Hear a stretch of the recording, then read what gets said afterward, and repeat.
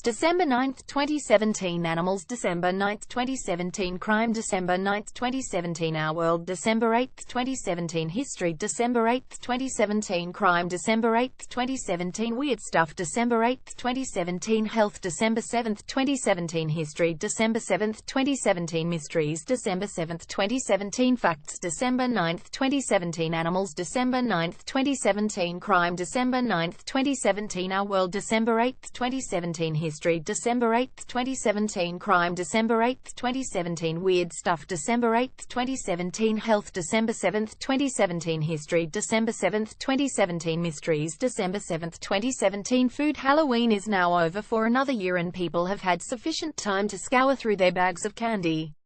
Here is a list of the worst Halloween treats that I remember from my childhood. There may be worse additions present day. In fact, you'd be surprised if there weren't, as companies seem to be pulling out all the stops to top their competition year after year with strange flavor combinations, color concoctions, etc. But, going back to my era of trick-or-treating, the mid-70s, mid-80s, these were the worst of the worst to discover in your trick-or-treat bag. I welcome feedback from everyone as to your worst Halloween trick-or-treat memories, and hope everyone got great treats this year. Okay, there are some people who like black licorice, but for many others, and for many kids who haven't grown into the taste yet, it is nasty as hell. Not to mention that good and plenties are a tease, colorful pink and white candy shells, and as flavored hell underneath. Licorice all sorts also fall into this category. And I won't even mention how easy it would be to slip a few Quaaludes into the mix. They looked scrumptious and were usually given to you by the sweet little old lady who lived down the lane. But, if you were born after 1970, you weren't allowed to eat them, and your folks just threw them out, for fear that those gooey Rice Krispie squares, homemade fudge, candy or caramel apples, etc., were filled with razor blades and poison. The bastard stepchild of the Hershey Miniatures pack. Now, whether or not you like nuts and chocolate combined, these yellow goofballs just never quite worked. They always tasted like two separate taste treats thrown together, unlike better chocolate peanut combinations, Reese's Peanut Butter Cups, Butterfingers, Baby Ruths, Snickers, etc. I always came away wishing I had gotten the Crackle, the regular Hershey chocolate, or even the Hershey Dark.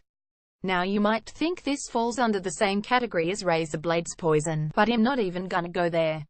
Apples as a treat stink. As a kid, I probably ate an apple every day in my lunch. It's Halloween, gimme some candy. Okay, at first money seems pretty cool, even if you figured you could pool it and buy candy from the candy counter at your local corner store. But, you never got more than a couple of stray nickels, or even pennies from the really cheap people. Never enough to do real candy damage, usually just enough to get a few watermelon Jolly Ranchers. And on that note, they stuck your teeth together until you thought you would have to go to the dentist to pry them apart. Much too much work for way too little a candy thrill. And the grape ones just tasted strange. Not quite cough medicine, not quite candy, just weird.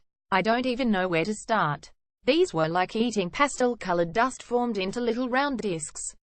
Not nearly sweet enough, and flavorless. These cheap powder pellets were weak at best, tasteless at worst, and just cluttered the bottom of the treat bag. Although they were fun if you were Catholic and played communion with them. A Tootsie Pop or equivalent could be a somewhat plausible treat. At least you're working toward getting either a Tootsie Roll or bubble gum on the inside after all your efforts, but these crappy little teeny lollipops were just the worst. They tasted like old shoes. It was just off-putting, getting jelly beans, Easter, hard ribbon candies, Christmas, or other strange candies that just didn't fit with Halloween. And of course you wondered, how long have they been saving these to hand out? What exactly were these toffee peanut chew sawdust? To the best of my recollection, they were some kind of molasses concoction, but for anyone born after the days of Little House on the Prairie, where the big treat was taking hot molasses out and throwing it down in the snow to cool it in order to make candy, these were a huge disappointment. Did anyone's parents actually let them use these? Okay, my folks weren't fast food Nazis, but even if the intention to let me use them was there, no one ever remembered to do so, and they were found months later, after they expired.